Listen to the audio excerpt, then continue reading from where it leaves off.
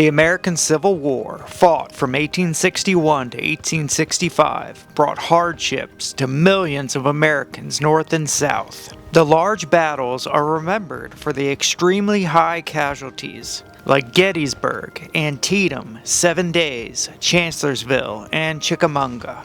Many generals became the celebrities of their time, and many would move to politics after the war. Names we still remember to this day. They came from nothing and became leaders to the country. It gave us names like Ulysses S. Grant, Robert E. Lee, and William Tecumseh Sherman. It was the bloodiest war in American history. One of the lesser-known parts of this war, and one of the most horrifying, were the prison camps. POWs suffered and died in the tens of thousands in the North and in the South. At names like Andersonville, Camp Douglas, and Elmira, often called HELLMIRA by the Confederate prisoners stuck behind its walls. Located in Elmira, New York, near the Pennsylvania border, the prison camp was originally a barracks for Camp Rathbun, which was established at the beginning of the war in 1861. It was used as one of the main training camps for Union soldiers to prepare them for battle before sending the men off to the battlefields across the country.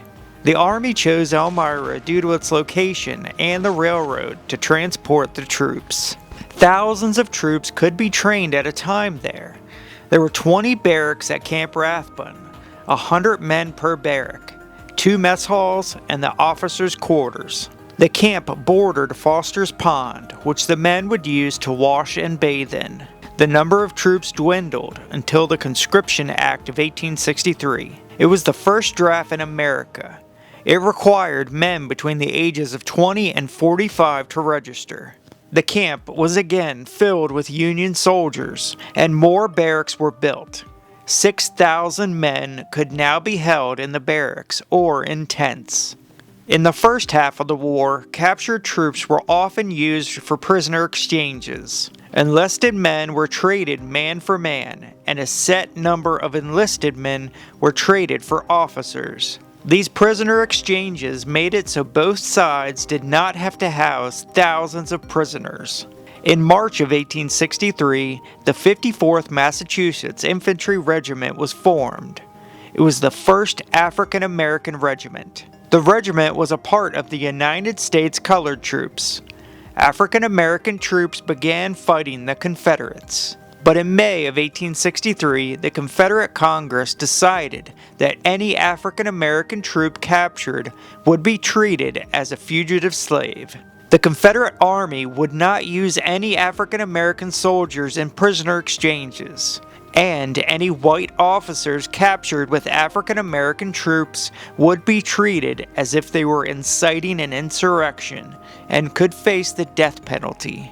This backfired and put a halt on prisoner exchanges. President Abraham Lincoln issued General Orders 252. These orders suspended prisoner exchanges until African American soldiers were treated the same as white soldiers, but the Confederates refused. Men on both sides would now be captured in the hundreds and even thousands. The North and South both did not have large prisons to hold tens of thousands of prisoners. In May of 1864 at Elmira, the barracks were ordered to be set apart to house the new prisoners of war. They were given a 10-day notice to expect 10,000 prisoners in Elmira, but it took longer than expected to prepare the prison. A 12-foot tall stockade was built around the near 40-acre prison. It wasn't completed until the end of June. Lieutenant Colonel Seth Eastman was in command, and he said that only 5,000 men could be held and fed at Elmira, and there were no hospitals in the camp, but his reports made no difference. The prisoners were coming, and he was ordered to prepare for their arrival. The first prisoners were sent from the prison in Point Lookout, Maryland, which had up to 20,000 prisoners. It was extremely overcrowded. 400 men were put on ships and sent up the coast to Jersey City. From there, the prisoners were put on a train and arrived at Elmira on July 6, 1864. A day later, 2 of the men would climb the stockade wall and escape. 8,000 prisoners would be sent from Point Lookout to Elmira. The ships continued to arrive, and the men were loaded on the train. This went well until July 15, 1864, when tragedy struck. There were 833 Confederate prisoners. The men arrived in New Jersey and got off the steamer and were moved to the railroad for the 273-mile ride to Elmira. Most of the prisoners were captured at the Battle of Cold Harbor. Also on the train were 128 Union guards. The train, engine 171, was 30 cars long and it was running late. It did not leave until 6 a.m. Engine 171 was supposed to be an extra train and run behind a scheduled train. That train displays flags to notify the dispatcher that an extra train was coming behind. The dispatcher stops the trains headed east until the extra train passed by. Engine 171 stopped at Port Jervis, New York, 4 hours late, and then went through Sparrowbrush, New York. From there, Engine 171 headed to Shohola, Pennsylvania. Remember, Engine 171 was 4 hours late, and when she left Shohola for Lackawaxen, Pennsylvania, the dispatcher there had seen the flags that an extra train was coming, but that was 4 hours ago. When the dispatcher got the word that Engine 171 was headed to Lackawaxen Station, it was too late. The dispatcher had let a 50-car coal train through, headed east towards Shohola. The two trains met 1.5 miles from Shohola. They hit head-on. On both trains, the engineers and firemen were killed instantly from the wood stacked behind them being thrown forward, crushing the men. The front cars were plunged into each other. 37 men were in the first car, and only one survived after he was thrown out to safety. Around 65 men were killed, a mixture of prisoners, guards, and railroad workers. Most of the deaths were at the front of the train, but even more were injured behind. 5 quick-thinking Confederate prisoners made a run for it and successfully escaped and were never found. The remaining Union guards took control and surrounded the twisted wreck. One of the guards described the scene afterwards. The two locomotives were raised high in the air, face to face against one another, face to face against each other, like giants grappling. The front of our train car was jammed into a space less than 6 feet. The two cars behind it were almost as badly wrecked.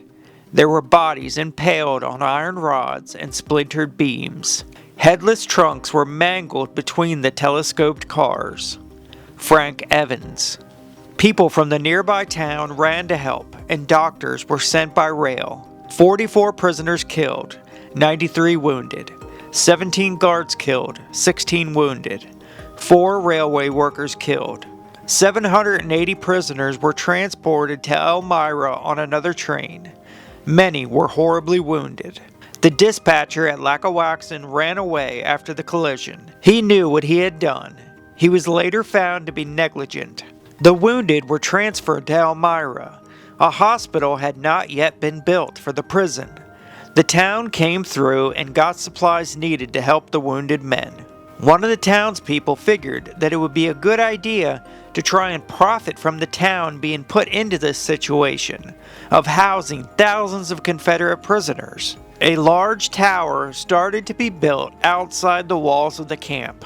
Its full purpose was not known until it was completed. The local entrepreneur began charging 15 cents a head for onlookers to go up the tower to look down on the ragged, butternut-clad Southerners. It was said that women were some of the biggest clients. Lemon pop and ginger cakes were sold at the base of the tower. The soldiers felt like circus animals being watched by a curious audience. A second observatory was built down the street. It was 3 stories tall, and they charged 10 cents. By September, the army was fed up with the onlookers, and the 3-story tower was demolished, but the original platform was allowed to stay. Onlookers continued to gawk at prisoners until the weather became bitterly cold, and attendance dropped. The prison began to fill up quickly. Most of the prisoners came from Point Lookout. Sickness began to spread throughout the camp, and men began to get scurvy. Authorities at camp blamed the sickness on the now waste-filled pond. The pond did not have any flowing water running into it. The water was stagnant and began to stink. The sickness was blamed on miasma. At the time of the Civil War, people believed disease was spread by bad smells. The vapors from the smell carried diseases. The officials wrote to their high-ups repeatedly requesting a ditch to be dug and a pipe laid all the way to the river a mile away to bring in fresh water. These letters began in August. That summer was extremely hot, one of the hottest on record, and the stagnant water became putrid with thousands of prisoners washing and bathing. It also became polluted with human waste. The extreme heat caused more and more bacteria to grow. 11 prisoners had died in July. The following month, 121 died. The camp officers waited for Washington to approve the construction of the ditch, but they never answered. Letter after letter was sent to D.C. by Lieutenant Colonel Eastman. He was replaced by Colonel Benjamin Tracy. He continued to write letters seeking approval for the ditch. Officials at Elmira continued to write D.C., and they stated that they would soon start construction unless they received word otherwise. They would use prisoners to construct the ditch and lay the pipe. The project started, and it was not finished until October. The summer was now gone, and fall felt like winter. The first snow fell in October, and the temperature stayed cool. The prisoners struggled to cure boredom. Many played games or gambled. Others took to trying to make trinkets out of whatever they could find: bone, horsehair, wood. Some of the prisoners convinced the guards to sell their trinkets in the city, making them both a profit. Some of the prisoners helped construct buildings throughout the camp and help on small projects and other small jobs. The camp's first commandant was Henry Colt, the brother of the famous gunmaker Samuel Colt. Every prisoner seemed to like Henry. He was injured and he could not serve in battle. Elmira was often compared to Andersonville due to its high mortality rate. In the Confederacy, the government was barely able to feed and clothe its own army. Many men went into battle without shoes, food, or sometimes ammunition. They were forced to melt down lead and work with what they had. Men at Andersonville were put into a 40-acre open field, with a stream flowing through the middle, and not much else. They were not given shelter. The men used clothes and blankets or whatever they could find to build tents or shelters. The rations were very low, and prisoners would starve to death. Some of the photos from Andersonville could be mistaken for the Holocaust if you did not know where they were taken. Disease was rampant and starvation took over. At Elmira, the prisoners suffered a different fate, mainly the weather, but also starvation. There were large barracks for the men left over from when it was a training depot, but had only enough room for half of the prisoners. So every open piece of land was used for tents after the barracks were filled up. The tents that were used were the exact same tents issued to the Union soldiers in the field.